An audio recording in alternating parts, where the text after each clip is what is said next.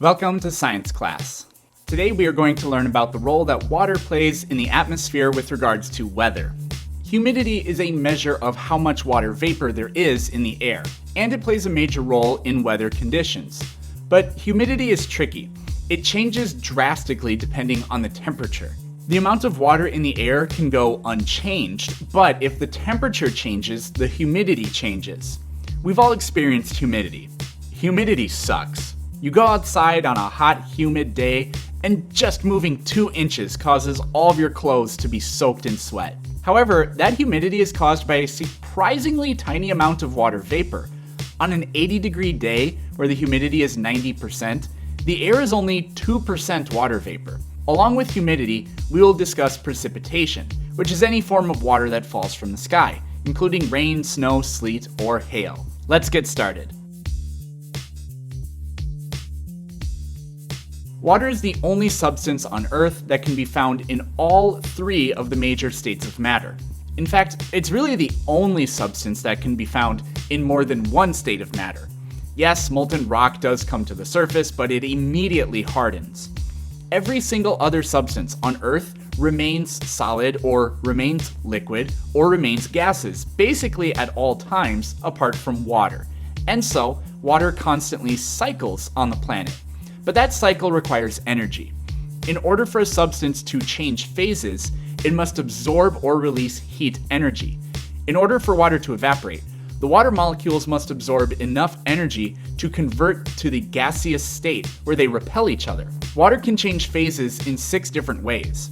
Ice can melt into water, water can evaporate into water vapor can condense into liquid water, and water can freeze into ice. It takes almost 7 times as much energy for water to evaporate than it does to melt water, and therefore water vapor releases about 7 times more energy when it condenses than water does when it freezes. Ice can directly turn into a gas. This is called sublimation.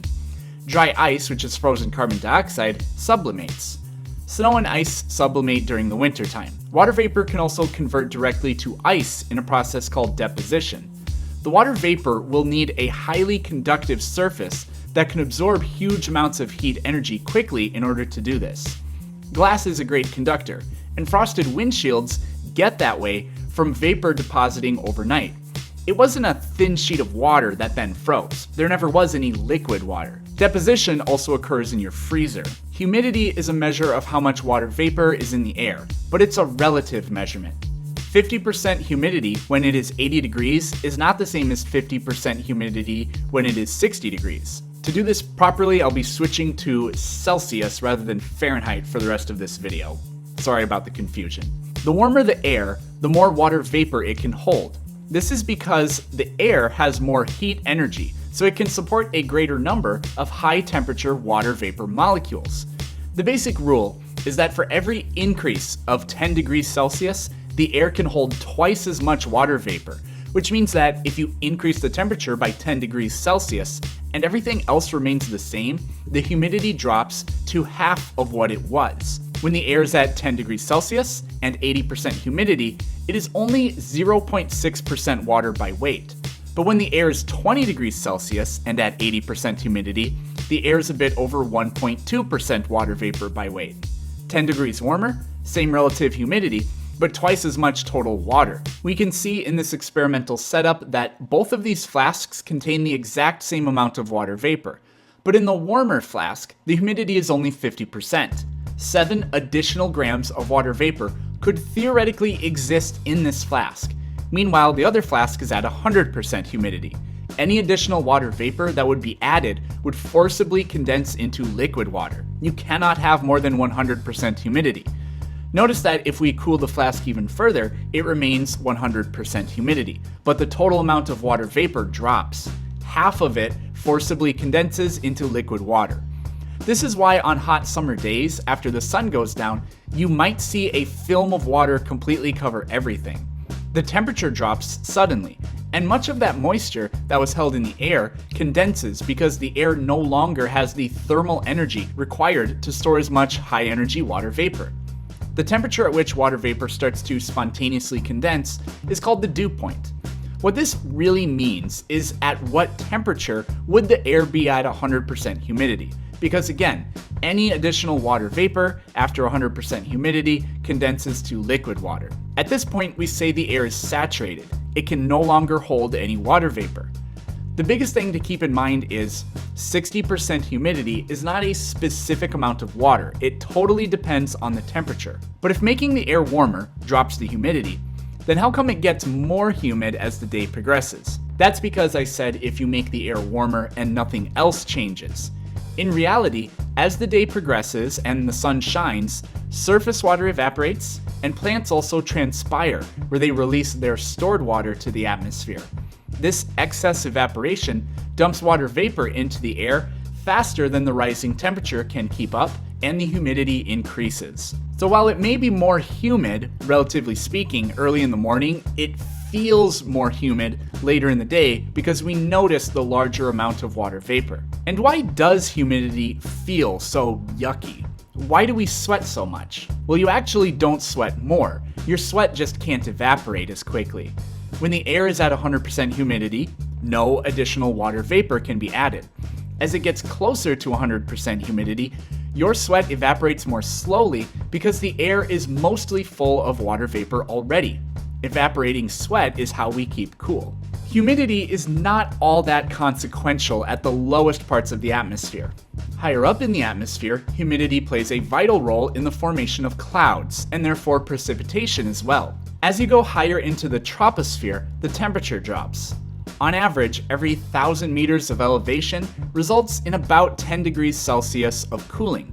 This means that the temperature required for the air to become saturated keeps dropping as well, because cold air cannot hold as much water vapor. We don't notice it, but air circulates and rises all the time. As the warm air near the surface rises up, the water vapor it carries with it can no longer remain as vapor. At a specific point in the atmosphere, called the condensation point, clouds form. This is the point where any extra water vapor that rises to this height causes that pocket of air to reach 100% humidity. We wouldn't say that all of the air above this point is at 100% humidity, because water vapor is concentrated in small pockets, where the clouds are. So the air is 100% humidity where the clouds are, and much less than that between the clouds. If you watch time-lapse footage of cloud formation, you can clearly see that they grow upwards, and the invisible water vapor becomes visible droplets forming clouds. On a quiet day, you can clearly see where this point is, because all of the clouds will have flat bottoms, and they all appear to begin at the same altitude. The height of the condensation point depends on local conditions. It may be only 500 meters in the air, 3,000 meters in the air, or it may be 0 meters in the air, which is what causes fog. You may think that clouds are gaseous, but they aren't. Clouds are made of droplets of liquid water. These droplets are super microscopic, around the size of a red blood cell. They are so lightweight that the tiniest little updraft of air keeps them afloat. In order for a droplet to become heavy enough to fall as rain or snow, it has to grow by a factor of about 1,000,000. This begins with what's called a condensation nuclei. For complex reasons, water molecules can't grow large enough to form droplets unless they get a head start. That head start comes in the form of a microscopic piece of solid material. A piece of clay, a fragment of salt, a smoke particle, or even pollen. These particles are, as I said, about the size of a blood cell or smaller. But to a water molecule, they are enormous. Water droplets cling to the surface, and as the new droplet circulates in the high atmosphere, it collides with other water molecules and grows larger and larger. This eventually forms a droplet that is heavy enough to fall to the ground. Oftentimes, it is too cold for liquid water to form large droplets at these high altitudes. The smallest droplets of water remain liquid, even at temperatures close to -40 Celsius. This is known as supercooled water, and you can make it in your freezer simply by putting a bottle of water in your freezer for long enough for the water to reach below freezing, but before it begins to crystallize. Give the bottle a tap, and you'll see ice form right before your eyes. In order for ice to form, it also needs a surface to begin growing ice crystals on. Once again, some sort of condensation nuclei in the clouds allows the first tiny ice crystal to form.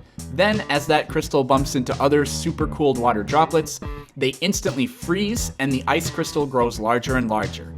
Eventually, this snowflake becomes heavy enough to fall. Even on summer days, the rain that falls may begin as snowflakes that melt as they fall into the lower atmosphere. But there's more than just rain and snow. Freezing rain is a phenomena where the precipitation begins as rain, but extremely cold temperatures close to the ground, usually caused by wind chill, causes the raindrops to become super cooled before they reach the ground. Once these raindrops hit a surface, they immediately freeze. Freezing rain is sometimes called glaze because it glazes surfaces with crystal clear ice. Sleet is frozen raindrops that fall as pellets of ice. This is caused by the same factors that produce freezing rain, but this time the raindrop is exposed to cold temperatures long enough to freeze before hitting the ground. Then finally there's hail. Hail can only form during the summertime, which seems like crude irony. Hail can also only form in tall cumulonimbus clouds. Cumulonimbus clouds form because huge pockets of humid air, which you only get during the summer, rise into the high atmosphere where they condense into these large clouds. That rising humid air creates updrafts that are strong enough to lift a tiny ice pellet high into the atmosphere where it mixes with the droplets of the enormous cloud, giving it enough time and material to grow to the size of a large hailstone. That concludes this video on the various ways water in the atmosphere influences the weather. Next time, we're going to discuss air pressure and where wind comes from. Thanks for watching.